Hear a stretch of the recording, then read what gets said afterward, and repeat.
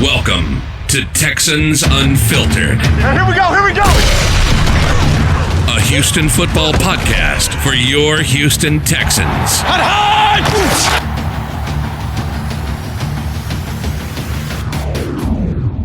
All right, guys, welcome back to another edition of Texans Unfiltered, a Houston football podcast for your Houston Texans. I am YoungAriGold, and I am joined today by one of my favorite former Texans. When he was drafted out of Arizona State, I thought he had the opportunity to do great things, and I still think, even to this day, based on just what we've seen, that he still should be on an NFL team. Jaelen Strong. Jalen, thanks for taking time out of your day, dude. I really appreciate it. Thanks for having me, bro. How you doing? I'm good. So we're going to talk a little bit about Texans, and then I also want to talk a little bit about your business, as you recently started a new CBD business. So why don't we get into that now? So why don't you tell us a little bit about, one, what you've been doing since the preseason of last year, and where this business came from and kind of where it's going. Okay, so I've started my new CBD business. I've had some friends who are workers and owners of a top farm over in Colorado Springs, and I just built a relationship with them since I've been in the league, and just always had them in mind in case anything in NFL didn't fall through. So I just took a leap of faith with this company, and just from struggling with opioids and things like that, the painkillers in the NFL, from the things that you go through from taking those things, I kind of fell in love with the CBD process. Just it's a natural state of mind, instead of you having to pop pills and force your body to feel some way that it'll never feel. Yeah, and so I've been using CBD for 2 years. I have an 18-year-old son who deals with like anxiety and stress, and one of the things that we started with him about 6 months ago was CBD, and you could just the impact on your mental capacity and what you're dealing with as a person mentally. CBD can really help in those areas just as much as it can with dealing with past injuries and things like that, right? Right, definitely. Not even just not even just athletes, but some people living their everyday life, been involved in traumatic things and that cause them to have traumatic injuries. And, I think that they don't always want to rely on painkillers and opioids to feel better or to help them sleep better. It can send you down a depression state, depression road, and you'll be in a depressed state of mind, just trying to feel better. So I think that the CBD is something natural, helps you, remain yourself, helps you sleep. And, nobody will ever judge you about it. It's not one of those things where it has a stigma about it. And I believe it's the right path, and I just believe in the future CBD will be, the way to go. Yeah, and it's definitely come around over the last couple of years. There's, it's really becoming more of a thing.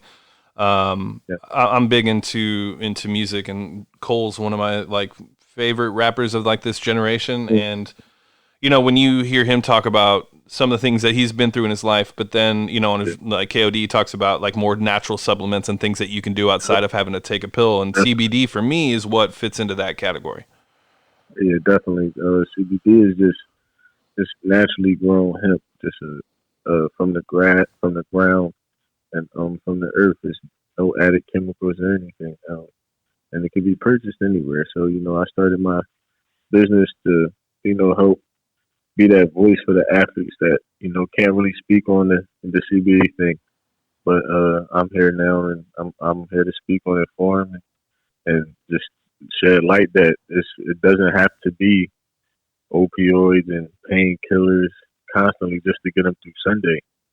So I'm here to try to tell them that there's an alternative to that, because after you're done playing the game, you go home and you're there by yourself, and you have to face that depression alone and things like that. Ain't nobody really rooting for you at home, so you don't really feel that love that you do when you go out and play 3 hours of football on Sunday, which is just one day a week. So it's a lot that goes into being an NFL athlete, and I'm just here to try to be that voice for those guys still playing. No, it's great. I think it's great. I think it's a great initiative. I think it's a smart business move as well. As you can see, that there is a big difference between cannabis and CBD, and I don't think people really understand that. So, could you talk a little bit about the difference, one, and then also talk about your business, the name, where they can find it, how they can buy it, all that. Okay. Well, the difference between CBD and the marijuana plant. Marijuana will leave you with a head high, almost a out of body experience, whereas though CBD is 100% natural. The only THC that's in CBD is the natural grown THC, which is less than 1%. So it will never ever have you feeling the way marijuana would have you feel. So it's much more relaxing. I know a lot of people who smoke CBD on their way to work, so they don't have to deal with the anxiety, when they're at work. I know people who smoke CBD to go to sleep because they can never get a good night rest of sleep. I know people who smoke CBD and use the oils and stuff like that because they have a rheumatoid or different type of arthritis. And I know a lot of people who just do it recreationally just because they want to be in a relaxed state of mind. My business is concrete flower, and you can find it online. It's an online store. We ship anywhere in the USA. And it's www.cncrtflwr.com. Cool. Yeah, and we'll put that in the episode description for everybody, so you guys can check that out. Now, Jaelen, do you guys do? Is it just smoked CBD, or do you guys do gummies, liquid, sprays, oils, things like that? Or right now is the focus just smoking CBD, and then later on down the road is when you guys will start to incorporate that other parts of it? Right now we have the flower. And then we also have hemp cigarettes to help people who are, addicted to smoking cigarettes. The hemp cigarettes they look exactly like your normal cigarettes, except it's just in a hemp paper and this hemp flower inside the cigarette. We also have a vape juice that should be back out in the beginning of March, and our creams are set to drop any time now soon. So our creams, we have coconut scent and we have a lavender scent as well as unscented. So that's exciting for me as well, and I can't wait to be able to share that with a lot of people. Yeah, for sure. And it's funny, there's a running joke with this podcast as I am a vapor, and that's actually how I get my my CBD. And there was a time where when we were transitioning to a new recording platform where they would hear me rip my vape while I'm recording, and then they would give me so much shit on Twitter or Instagram. It'd be like, hey bro, can you chill out with the vaping? And it's like, well, you know what, actually I can't do this podcast unless I don't have some of this going right now, because that's just me, Yeah. So that's great. No, I think it's awesome. I'm glad that you're involved in something else. I think, like I said, whether it's cannabis, CBD, either way, the markets are that's where you want to be. If you're starting a business, there's plenty of room for growth and opportunity. I've been reading a lot about it, and obviously, you have the right people around you, and you have them, pointing you in the right direction as far as where to invest and things like that. I appreciate that. All right, so we are a Texans podcast, so Jaelen. So if I had you on here and we only talked about CBD for 10 minutes, I'd probably get canceled. And this is a cancel culture we live in nowadays, so I don't want to go through that. So I want to talk about the Texans. Now, first I want to talk about you coming into the league, because when you were drafted in 2015, you were a third-round pick out of Arizona State, big body wide receiver that can go up and contest and make the contested catches. Came in polished. I believe you actually won an award the year before the year you were drafted at Arizona State. It was a receiver award. So you came in highly touted, and then your rookie season happened and you didn't get a ton of play time. Now, the reason why I bring this up is because we have another wide receiver on the team out of Texas Tech that I feel is on the exact same path that you were on, in the sense that not enough time to be able to showcase his skills and what he's capable of doing in Kiki QT. And when that was happening to you as a fan, I was like, why we don't have better wide receivers? Why is he not getting a chance to play when it came to Jaelen Strong? Now, obviously, there's Fuller, there's Kenny Stills. It's a little different, but can you talk about that rookie season and kind of your second year in the league with the Texans and kind of what that was like? Yeah, my rookie year was pretty tough as far as just adapting to the NFL. And I previously, before the draft, I had took so many visits and what didn't really. I had about 20 visits to take and didn't have time to work out between visits and things like that. And then first time I stepped on the scale was in Houston, so I was a bit overweight. Didn't understand. I was a young guy. I was only about 20 years old, 21, and I just just let the excitement of the NFL get to me. And instead of me, reaching out for help, I tried to do everything on my own, which I probably shouldn't have, which I try to tell young guys now, to just, ask for help. And, a lot of guys been around. Thankfully, I had Cecil and Nate and Hop, in the receiver room with me my rookie year, or it could have been a lot worse. But,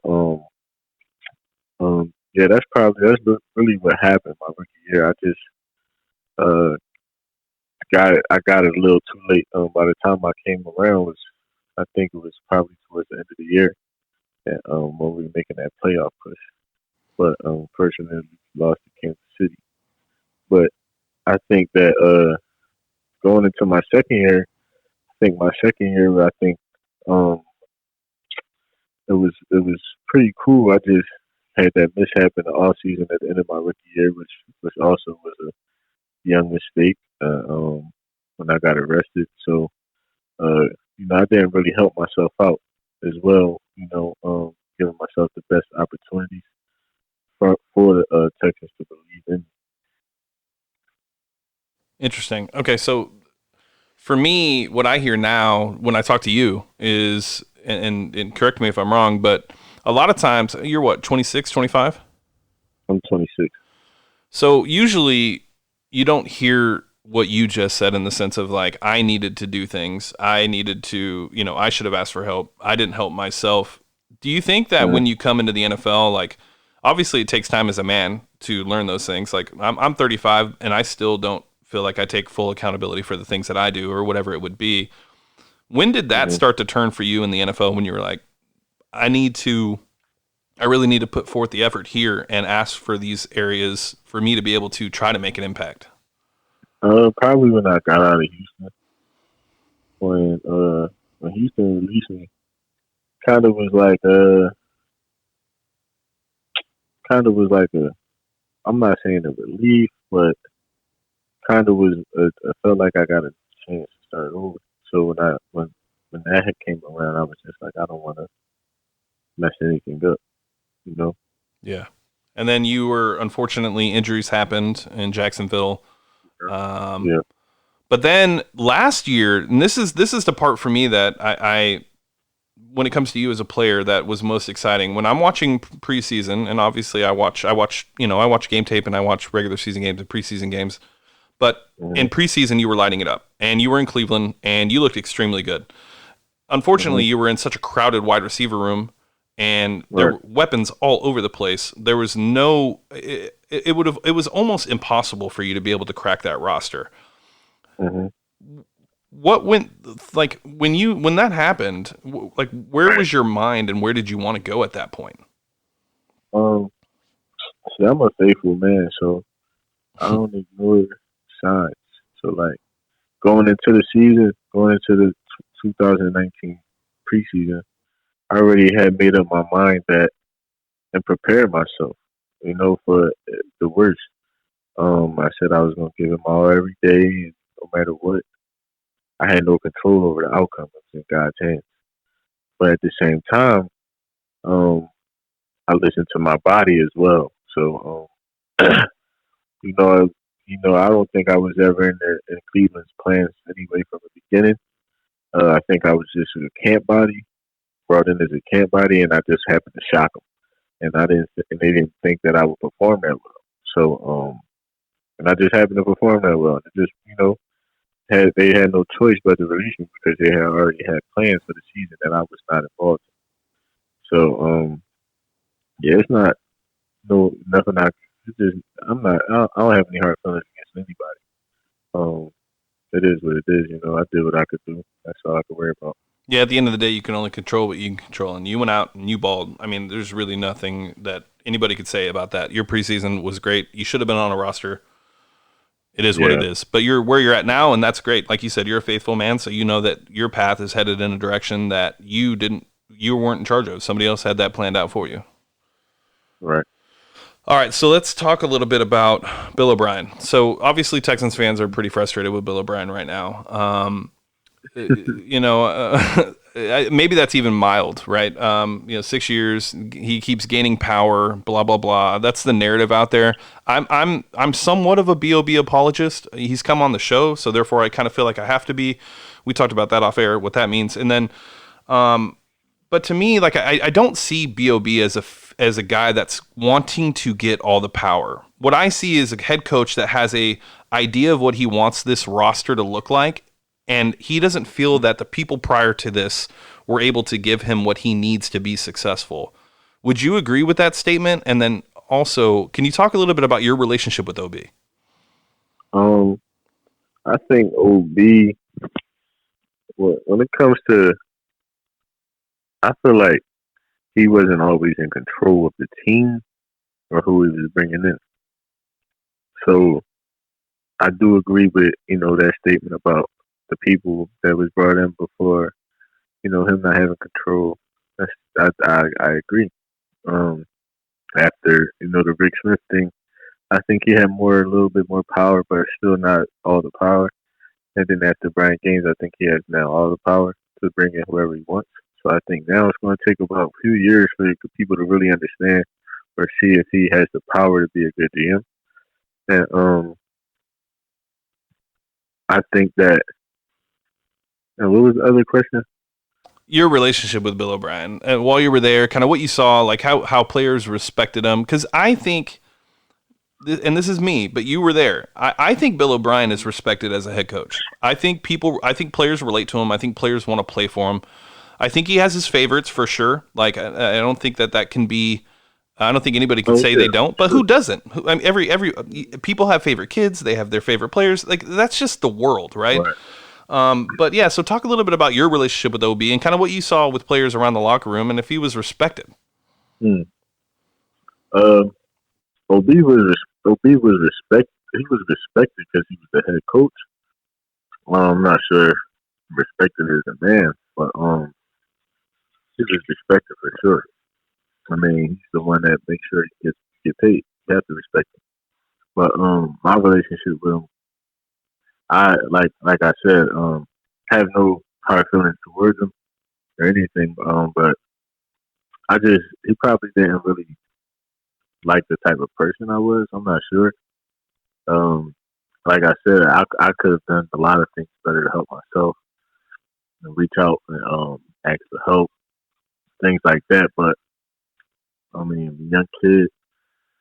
My advice to young kids now is to reach out because every coach that's not their responsibility to make sure that you are becoming the man that you need to become.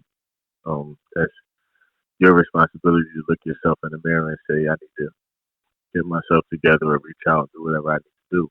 And at the same time, as a young man in the NFL, trying to make plays, trying to get on the field, it can be very frustrating. Coming from a program where you were the guy and were All-American, it can be very frustrating. And I don't think it was any place for any games, like mind games and things like that. He's very good at playing those games. And I just don't think there's any place for that, especially when somebody like me going through what I was going through at the time, coming from college and with gaining so much weight, dropping in the going to the draft, supposed to be first round pick, slipping in the draft. All those things. I just wasn't in the healthiest state of mind, and I don't think it was made any better in that building by him. And if he's treating me a certain way and he's the head man, it's only going to affect everybody else. So they're all going to treat me that way, and that's kind of what happened. No matter no matter if the the janitor in the building, if I was his favorite guy, it didn't matter. if I ain't his favorite guy, it wouldn't matter. It didn't matter. And that's kind of how it is. And I wasn't the only one. I wasn't there, but for a little bit with Foreman, but it was kind of similar. I used to try to help Foreman when I was on my way out the door. Just tell him that's kind of the way it's going to go if you let him get in your head. Because he got in my head, and by the time he was in my head, I had already made up my mind. I didn't want to be there and stuff like that, and I just let it, get worse. And I shouldn't have. Interesting. Yeah. So I think one of the things that I will say for sure is that Bill O'Brien is an emotional leader, and when I say emotional leader, I think I think he's from Boston. Yeah. But at the same time, I also think that the emotions will overtake what he should be doing. Like, for example, Jadeveon Clowney. To me, you could say what you want about JD, but to me, I think JD is a top 10 edge rusher, defensive end, whatever it would be in this league. I think JD has the physical ability to do all sorts of things. And yet, I think with Bill O'Brien and the way that ended, that was an emotional reaction for Bill O'Brien. That wasn't, hey, this is what's best for the team. Because what's best for the team is a team that is lacking pass rushes to keep Jadeveon Clowney and have him on the team to be better. But instead, you ship him out for a third-round pick and Jacob Martin and Barkevious Mingo. And look what you had. You had no pass rush at the end of the season. And why'd you give up, 7 straight TDs to Kansas City? Right. Because you couldn't get to Patrick Mahomes. Right. All right. One more before I let you go. So in the during the season, there was some reports talking about Bill O'Brien changing the game plan on Friday after 3 days of practice, going in basically on Friday and saying, scrap this, scrap that. We're gonna implement this, and then come Sunday, the reason why the team plays slow is because the offensive game plan was changed. Now, I think that can be taken one way and it can be taken another way. The way I took it was, I think on Friday after practice and Tim Kelly or whoever is implementing the offense, I think he said to himself, hey, I like what we're doing here, but I think we should change this one and this here and go back to game 3 against Atlanta or whatever it would be. This play worked really well. They play a similar style of defense. This play would be a good play for us. I don't think he went in and said, scrap the entire playbook. We're going to start all over and we're just not going to have any practice and we're going to roll it out Sunday. During preparation for a game, what did that week look like and how involved was Bill O'Brien? And then have you seen him make changes on Friday night that have impacted the team's offensive ability come Sunday? All right, first off, I'm going to say, haven't been there since, about 4 years, so I'm not really sure, what it's like, what it's pretty much like there. When I was there, Tim Kelly he was still an offensive assistant to George Godsey and stuff, and then it was tight ends. So it's been a while, but I could say OB is he's just, you never know what you're going to get. So I think that it could be possible that he did that. He could have heard something and saw something and decided, let's change this up. But in my experience being there, he's always been kind of the same. Like, he's never really done that. He'll have, what we do, what every team does, we would have plays Wednesday installed, have plays Thursday installed, and then we'll have our Friday red zone, final third down, trick plays, 2-point plays, all that stuff installed on Friday. Now, somebody got their wrong interpretation and said that he was changing the game plan, but they were just probably doing their Friday stuff. That could be possible too. But I don't think OB would do that. I mean, he's one of the greatest offensive minds in the NFL. Does he make some mistakes? Yes, and a lot of people does in the NFL. But I don't think he's a terrible coach, and I don't think I think it's going to take at least another 2-3 years for Texans fans to really be done with him. It can't really be done with him right now. He's finally got control over the team now. That's exactly what he wanted since he's been in Houston. So I think that the fact that he has control over the draft and free agency and all that stuff, yeah, now after this year and then possibly next season, if he doesn't come away with any jewelry, then you could probably start thinking that they'll probably go another way. But I still think he has time. And, I think Deshaun will help him. Hop will help him. And, he one thing about B, he'll always have a great offensive game plan, and it's just up to everything else after that, errors, penalties, and things like that. So he's a big enforcer on discipline and having a team prepared. So he's definitely working his behind off to be the best coach he could be. So he just some mishaps happen, and that's just a part of the game. All right. Well, I said last one, but I this is literally the last one because now you got me kind of intrigued. The team this year was able to go up against the top teams and beat them. Patriots we've never beat the Patriots. Chiefs, Colts on 4 days rest. This team has shown that they can put an offensive game plan together and execute at a high level. I think Deshaun I look at this last season as Deshaun's second year, considering he went down with his ACL injury during his rookie year. So I looked at this season as his second actual year. And I think Deshaun has a lot of things he still needs to get better at. And people criticize me for it because they think I'm a Deshaun hater. In actuality, I love Deshaun. I think he's a top 5 quarterback. But I think Deshaun has areas he's got to get better at. Picking up the blitz, we saw an increase in, he improved in that. And I think he's got to be able to lead his receivers a little bit better and also know how to throw his wide receivers open and not just wait for everybody to get open.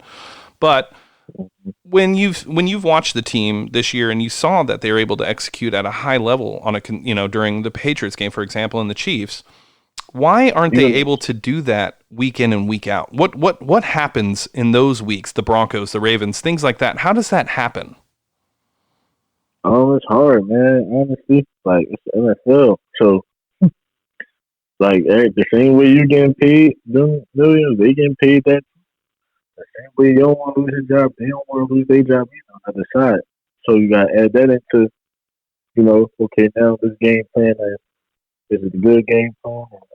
How effective can this game plan be against this defense, or can my defense stop the run against this offense? Is my pass rush going to put the pressure on the quarterback? All that stuff goes into it. And it's about matchups. That's what coaches try to do. They try to create the best one-on-ones each week so their players could be put in the best situations to win the game. And I feel like sometimes things happen, man. You get some of those. You go back and watch some of the games. It's little things. You might get a false start in the first drive. You might be starting out with a 1st and 15. Now they're backed up. You might get a penalty on a kickoff return. Now they starting inside their own 15-yard line, own 10-yard line. You never know. And those things happen. And then if you end up losing a whole half of football trying to get your field position back, and that you can't stick to the game plan when those things happen. So a lot of things happen like that. Injuries, people go down. Now you got a new offensive tackle in. Now Deshaun got to have a faster clock. There's a lot of things that happen, So that's just a part of the NFL though. So it's just everything will be reflected on OB. Everything will be reflected on, the owners or whoever, of course. But at the end of the day, it's a whole unit. Everybody got to come and be on the same page every Sunday. And I believe that Deshaun is an MVP player. I picked him earlier in the year to win MVP. I was wrong, of course, but I was wrong to it with a good reason. Lamar Jackson is a great player as well. So I feel like as the years go on, we're only going to see him get better, man. And the Texans offense probably, I have him in my top 3 offenses. And it's only going to get better. Lamar coming back and stuff like that. It's going to be fun for the Texans fans next year, and we see what they can do. against this high-powered team, so they are a Super Bowl team. They can get there and win. And I want them to. I just, it's a lot of things that go on behind closed doors that we will never know. I'm not there anymore, so I won't know. You got to have players that want to play for your coach. You got to have coaches that got to be players' coaches. You can't have coaches that are in their own egos, and you can't have players that just don't care about anybody, the man next to them. So it's all a unit. And I think it's a great family down there in Houston, and I think that they're just right now in the process of getting to where they need to be. And I don't think this past season was a failed year. I think it was a great year. Just that one little mistake in the playoff game that could have changed a lot. Yep. No, I agree with you 100%. I looked at the season as a success because the way I looked at it, this was the second year of Deshaun. You saw development, you saw progress as a team. You went to the divisional round. You ran into the Super Bowl champs, who might be the best offense in the league for the last 2 years. Probably going to be for the next 5. But at the end of the day, Deshaun Watson is, I agree, an MVP caliber quarterback. He's going to lead the team, but it's all about OB. Jaelen, I want to say thank you so much for coming on. I really appreciate it. Let's talk about one more time. Why don't you plug the business, Concrete Flowers? Talk about where they can find them, where they can find you on social media, so they can see all of you pushing out Concrete Flowers and things like that. Okay. Concrete Flower, CNCRTFLWR.com. And like I said, we ship anywhere in the USA. We have the best service, the best prices, the best deals to help people, with their depression, anxiety, stress, pain, anything like that. Check out the website. Also, if they DM me and let me know they listen to your show, I'll give them a discount code as well. There you go, guys. You guys can hit up Jaelen Strong on Instagram. It's Strizzy, right? Striz, STRIZZ. There you go. You guys can follow him on Instagram and Twitter. Obviously, make sure you guys go check out Concrete Flowers. And Jaelen Strong, I really appreciate the time. Thank you, and we'll catch up. Thank you, bro. Appreciate it.